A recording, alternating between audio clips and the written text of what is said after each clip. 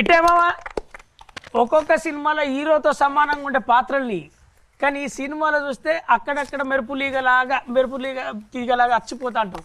అసలు ఈ రోల్ నీకు నచ్చిందా? ఎంత నచ్చింది? ఎట్లా నచ్చింది? ఎందుకు నచ్చింది? నేను బైరాన్పల్లి కిట్ అయ్యాను కదా, అందుకే తీసుకున్నాను.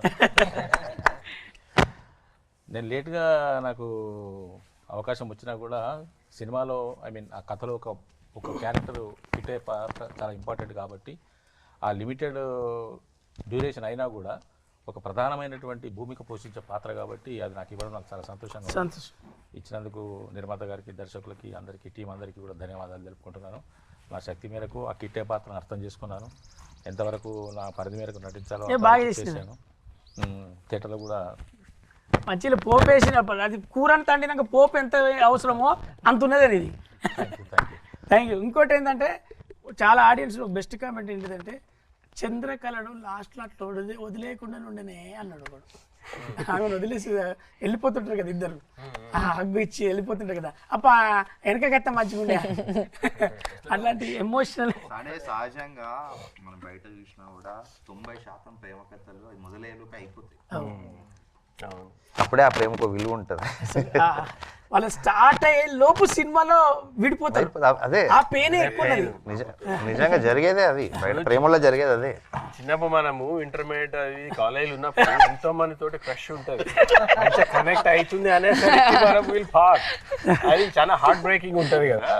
That's exactly what happen. So సినిమాలో కూడా అదే, అంటే మైకేల్ వాళ్ళిద్దరు కలుద్దాం అనుకునే టైంకి ఆ పాట ఎంత బాగా ఇంపాక్ట్ ఉన్నదంటే థియేటర్లో నేను ఫస్ట్ పాటలు ఈ పాట వినసరి ఇప్పుడు ఈ పాట వింటారా మేడం అన్నట్టు నేను చాలాసార్లు విన్నది ఆ పాట. ఇప్పుడు ఈ మధ్య కాలంలో లక్ష్మీ బుజ్జి, నువ్వు సినిమా చేసేటప్పుడు ఏడిచినావు, అది పాత్రలో ఏడిచినావా నిజం ఏడిచినావా మాకు అర్థం కాకుండా ఏడిచి తర్వాత కళ్ళని ఎర్రగైతే ఎందుకు ఏడిచినావు బిడ్డ అంటే మాకు చూసిన థియేటర్లో ఆనందంతో కూడా ఏడిచింది. అవును అవును. నీ గురించి నీకు ఆ హీరో గారితో, డైరెక్టర్ గారితో అనుబంధం, మాతో ఉన్న అనుబంధం నువ్వు చెప్పు. నీతో ఎలా లేదు? సెట్ చాలా మెమరబుల్ నాకు, ఎందుకంటే ఇంత పెద్ద బ్యూటిఫుల్ క్యారెక్టర్ ఇచ్చినందుకు Pradeep sir thank you so much.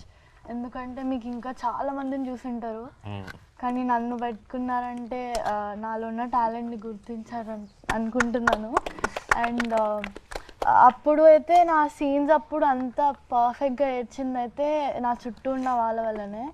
ఎందుకంటే రాజిరెడ్డి గారిని చూసినప్పుడు మా తాత గుర్తొచ్చారు, మీరందరినీ చూసినప్పుడు నా ఫ్యామిలీ, అను అక్క, రోషన్ అన్న, ఈ సెట్నందరినీ వదిలేసి మళ్ళీ వెళ్ళాలంటే చాలా బాధేసింది.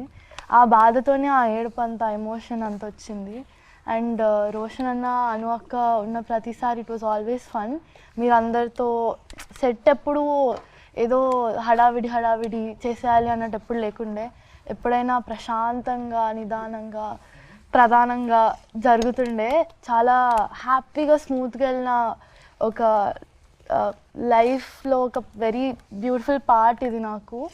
ఎందుకంటే ఇప్పుడు నేను బయటికి ఎక్కడికి వెళ్ళినా కూడా అందరూ లక్ష్మి లక్ష్మి అనే పిలుస్తున్నారు. ఎవరు ఎక్కడ లక్ష్మి అని పిలిచినా నేను పలుకుతున్నాను, ఎందుకంటే అది నా పేర్లానే అయిపోయింది. అండ్ ఇంత బ్యూటిఫుల్ ఫిల్మ్లో పాట అవడానికి చాలా ఆనందంగా ఉంది. God bless you. నీకు ఫ్యూచర్ కూడా ఉంటుంది. ఒకటి చెప్పాలి.